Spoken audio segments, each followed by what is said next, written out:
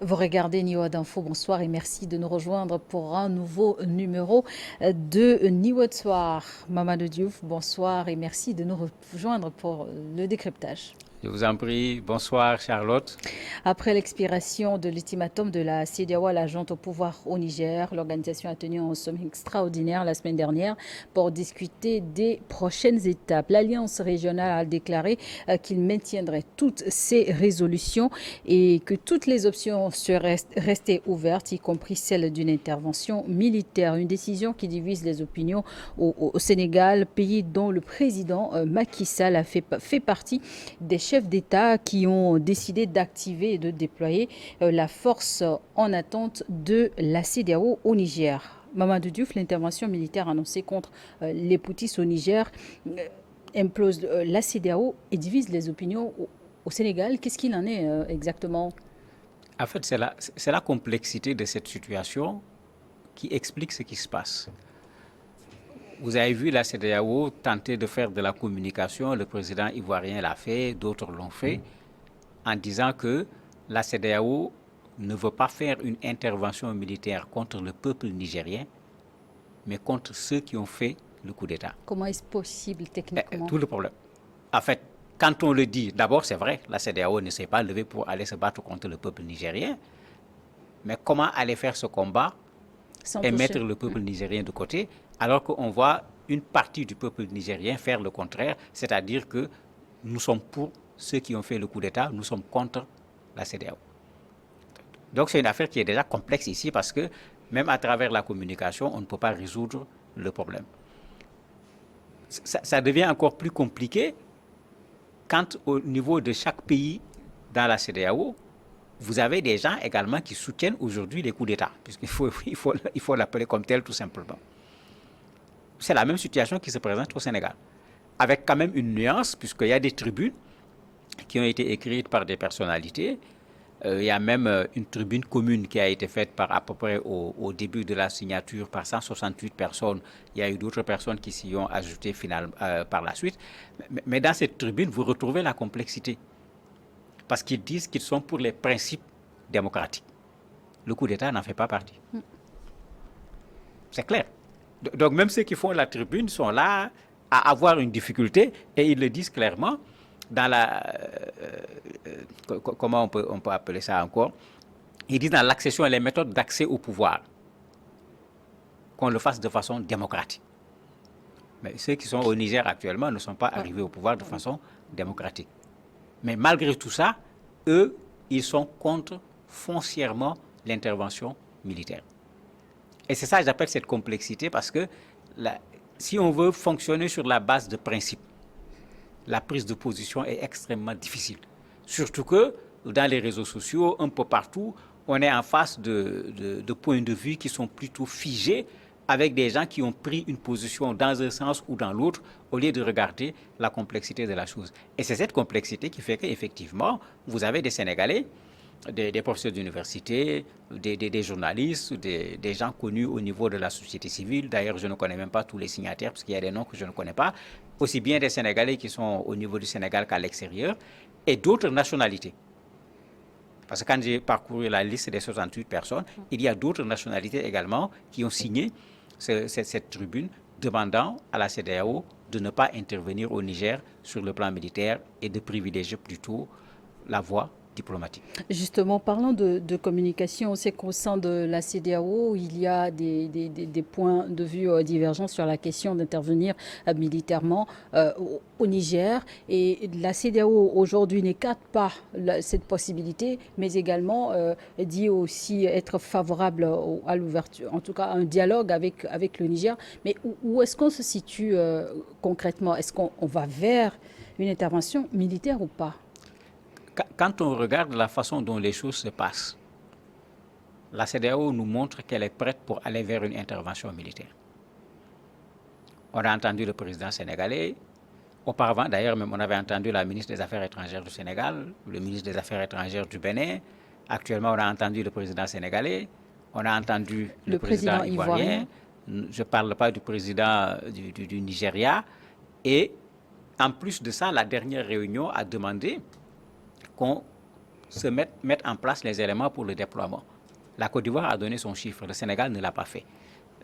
Hier lundi, les journaux du Sénégal ont titré sur le fait qu'au niveau du Sénégal, il y a une lettre confidentielle, puisque c'est comme ça qu'il faut l'appeler, le 11 août, qui a donné ordre, effectivement, pour qu'on rassemble les militaires sénégalais. Bon, quand vous regardez ces éléments, la CEDEAO dit toujours nous laissons la porte ouverte pour une solution diplomatique, mais la CEDEAO s'approche de plus en plus également d'une intervention militaire. Vous voyez tout le débat que les gens disent avec du vrai comme du faux. Non, tel pays refuse qu'on survole son espace aérien, tel pays est contre, alors que parfois on n'a pas toujours les éléments puisqu'on se rend souvent compte que c'est des fake news. Mais ce qui est clair, c'est qu'on va de plus en plus vers cette intervention militaire et il faudrait que les gens puissent savoir raison garder. Je le dis, je le répète, un mauvais arrangement vaut mieux qu'une guerre parce que ça ne sera pas une guerre à l'intérieur du Niger seulement, puisque des étrangers vont participer à cette guerre, mais s'il y a enlisement, on ira vers quoi? Puisque bon, c'est très facile en tant que militaire de dire oui, on va faire une opération spéciale, évacuer le président de la République, chasser les autres. Quand on le dit, c'est très facile. Quand on descend sur le terrain, il n'est pas évident que tout ce qui avait été prévu se passe comme on l'avait calculé. Et la réunion de samedi qui devrait réunir les chefs d'état-major des pays membres a été reportée à une date ultérieure. Cette réunion qui devrait probablement statuer sur le plan de déploiement, dont aussi un calendrier à suivre pour une intervention militaire. Alors, que se passera-t-il si les opposants à un affrontement l'emportaient sur les débats finalement? Au niveau de la CEDEAO, je me demande qu'est-ce que ça va changer. Parce que quand j'ai regardé la liste des Sénégalais qui ont signé, pour être objectif, ils ne peuvent pas empêcher au président de la République d'engager les militaires sénégalais. À l'Assemblée nationale des députés, il n'y a pas eu de session sur cette question. Des députés ont soulevé la question, mais il n'y a pas eu de discussion sur la question.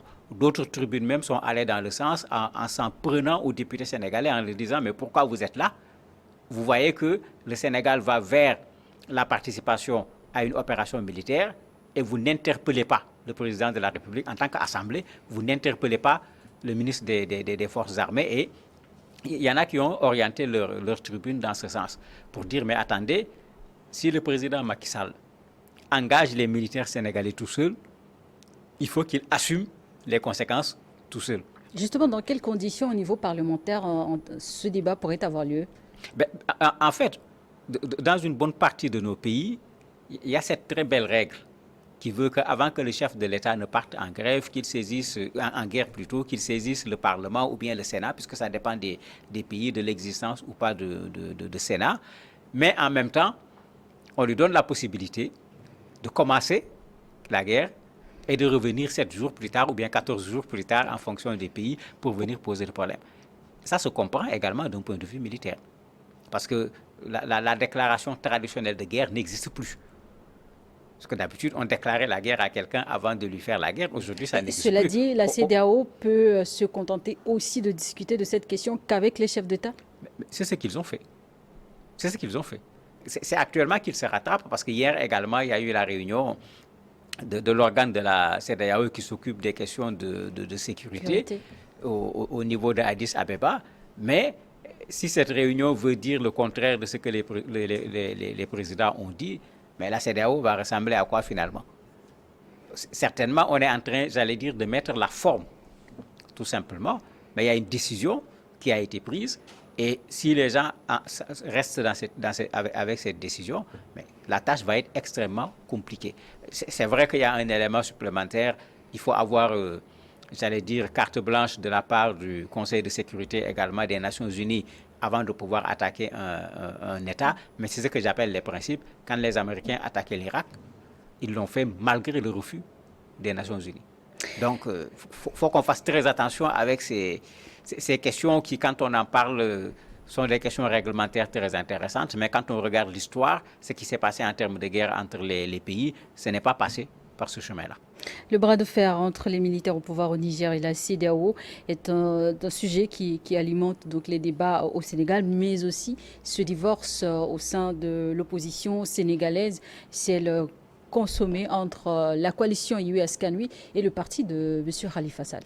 En fait, quand vous regardez la presse sénégalaise, on parle plus de politique interne que d'intervention militaire. D'ailleurs, même une des contributions est allée dans ce sens. Parce que c'est pourquoi j'ai dit qu'il y a eu plusieurs contributions. Il y a un qui a écrit sa contribution en attaquant plutôt la presse, en disant, mais on est là, il y a des Sénégalais qu'on est en train de mobiliser, on risque de les envoyer au Niger pour participer à une opération militaire, et vous êtes là encore dans des questions politiques. Bon, l'autre même a parlé de questions politiciennes, puisque effectivement, dans le camp de ce qui faisait la coalition de l'opposition, Yewwi Askanui, il y a un conflit aujourd'hui entre M. Khalifa Sall et ses partisans qui sont au niveau de Tahaou, Sénégal, et le camp restant de Yewwi Askanui.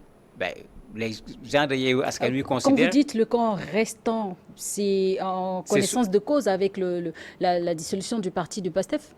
Non, c'est qu'il y a d'autres partis qui sont au niveau de Yewwi Askanui. Même la dissolution de PASTEF ne dissout pas Yewwi Askanui. Donc, il y a des partis qui sont là-bas. Il y a PASTEF qui est également là-bas.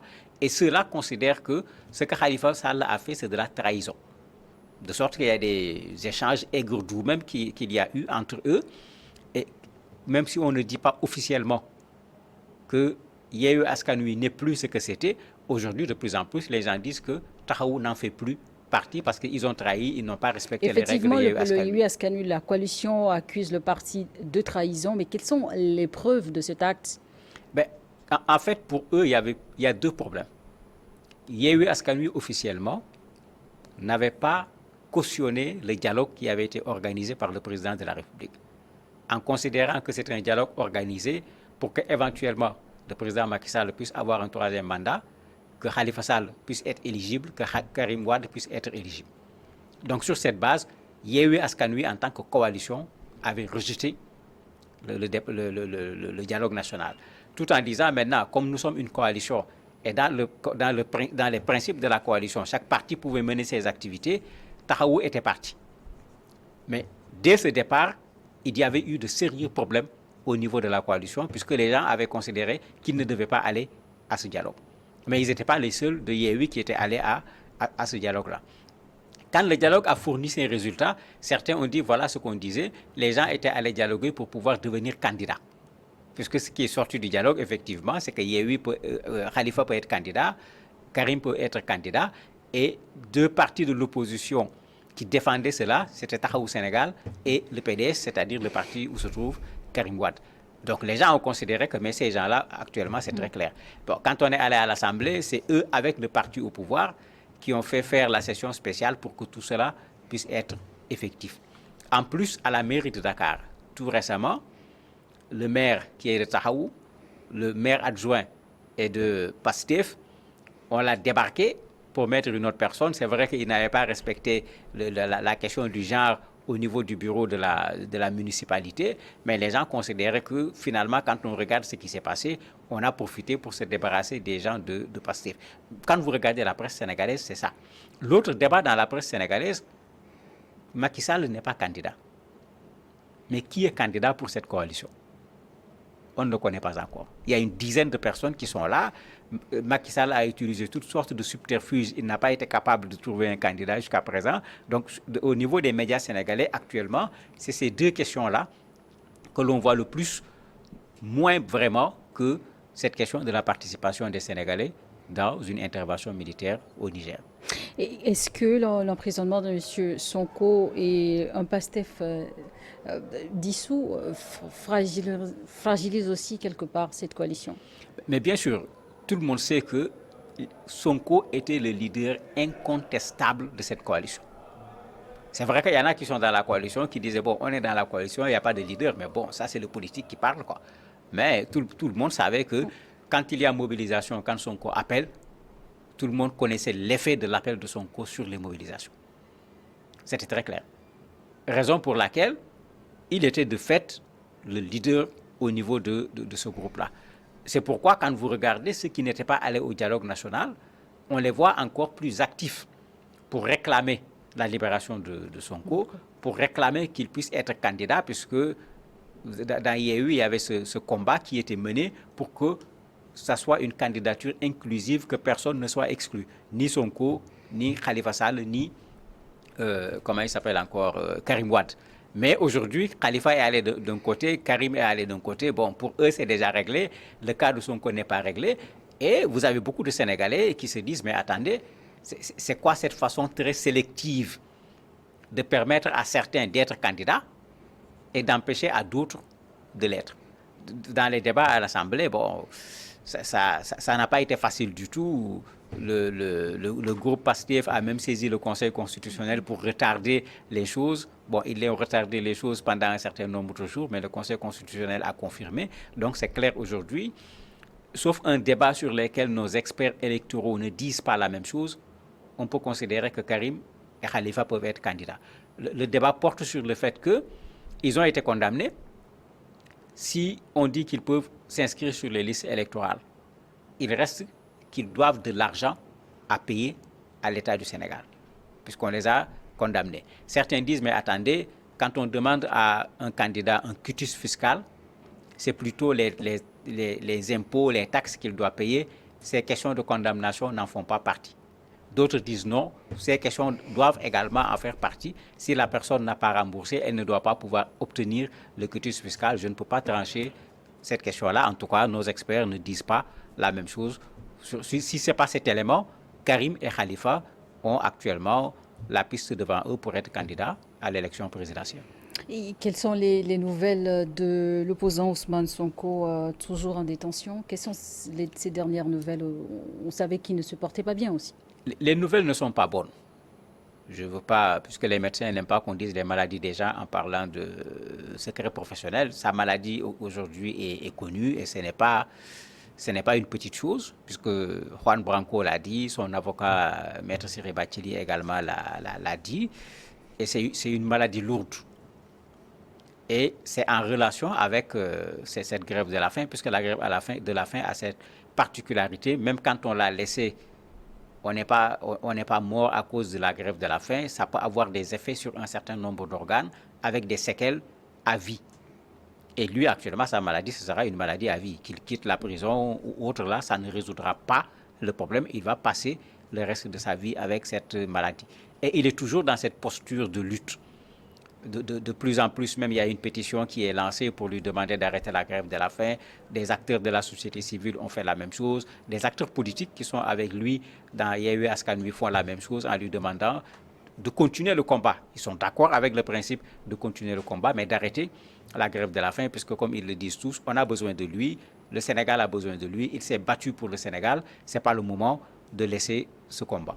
Pour revenir sur la crise nigérienne qui aussi préoccupe les pensées au Sénégal, vous le disiez tantôt, il n'y a toujours pas eu de débat au niveau de l'Assemblée nationale pour décider d'un commun accord de la position du Sénégal, si le pays doit envoyer un contingent ou pas. Mais quel rôle peut jouer ou sinon comment réagit la société civile sénégalaise face à ce débat?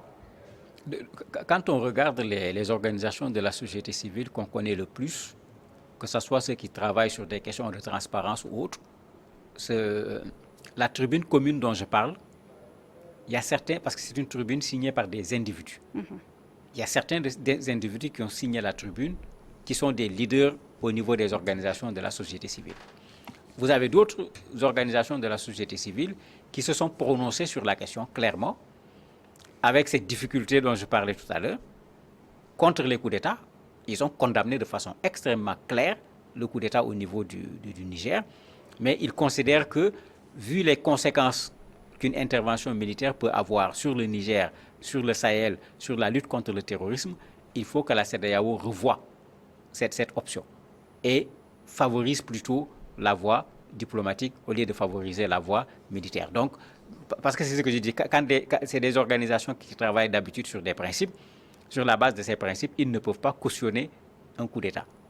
Maintenant, il y a cette contrainte qui est là, je ne cautionne pas le coup d'État, mais pourtant, je ne donne pas carte blanche également pour une intervention militaire, bien sûr, à cause des conséquences que cela peut avoir au niveau de la sous-région. Et à Niamey, ce dimanche, les militaires au pouvoir ont annoncé de vouloir poursuivre le président Bazoum pour trahison et atteinte à la sûreté intérieure et extérieure de l'État. Ils dénonçaient également les décisions inhumaines et illégales de la CEDEAO. Y a-t-il au retournement de situation alors que les mêmes militaires se montraient favorables à un dialogue? Je ne parlerai pas de retournement de situation, puisque quand vous retenez une personne, il faut qu'il y ait une raison, que ce soit coup d'État ou pas. Vous poursuivez la personne, et ce n'est pas aux militaires de le faire, c'est à la justice de le faire, parce qu'on l'accuse et il est coupable. C'est deux choses qui n'ont absolument rien à voir. Donc actuellement, il est en situation d'accusation. Mais même en situation d'accusation, pour le priver de sa liberté, ce n'est pas les militaires qui doivent le faire. On doit l'amener devant un tribunal où on considère que ce monsieur, on doit le priver de sa liberté parce qu'il y a un travail d'instruction qui est en train de faire sur telle chose et on considère que sa liberté peut intervenir dessus. Rappelez-vous, c'est ça qui s'était passé au Burkina. Quand il y a eu le coup d'État et qu'on a gardé le président Roch-Marc Christian Kaboré, les gens leur avaient dit tout simplement, soit il y a quelque chose à lui reprocher, amenez le dossier là où il faut, ça c'est le pouvoir judiciaire, soit il n'y a rien à lui reprocher, laissez-le tranquille. Maintenant, quand on regarde le communiqué, c'est comme si on trouve un argument supplémentaire pour justifier le coup d'État, mais c'est un argument bizarrement a posteriori. C'est-à-dire un argument qui vient après le coup d'État, puisque même dans la déclaration, ils n'ont certainement pas fait attention à la rédaction, puisque le gars a dit, maintenant nous avons des preuves, justement, pas seulement contre Bazoum, mais contre des alliés également au niveau du Niger, oui, et même tout à fait. au niveau de l'étranger. Mais on ne nous a pas donné les preuves. Bon, comme nous, on est journalistes, on attend les preuves. Quand on aura les preuves, on saura qu'est-ce que Bazoum a fait. Et les preuves qui seront peut-être communiquées aussi par un tribunal, Ben, si un tribunal est saisi. Mais on ne pourra parler de preuves que si on met devant nous des choses qui sont concrètes. Parce que dans le communiqué, il n'y a rien, absolument rien de concret. Ensuite, comme j'ai dit, il faut que les militaires qui ont pris le pouvoir dans nos pays arrêtent de mélanger les pouvoirs. Il y a l'indépendance des pouvoirs. Il faut qu'on respecte cette séparation des pouvoirs. Et quand ils parlent, vous vous rendez compte qu'il y a la confusion totale entre les pouvoirs. Est-ce que c'était à eux de poser ce problème? Non. C'est peut-être, s'ils avaient demandé au procureur de la République en déposant un dossier, c'est lui qui devait peut-être faire une conférence de presse, venir expliquer qu'il va être poursuivi, voilà. Mais quand c'est l'exécutif qui le fait, parce que c'est eux l'exécutif, bon, le judiciaire va faire quoi par la suite? Obéir à ce que l'exécutif a fait.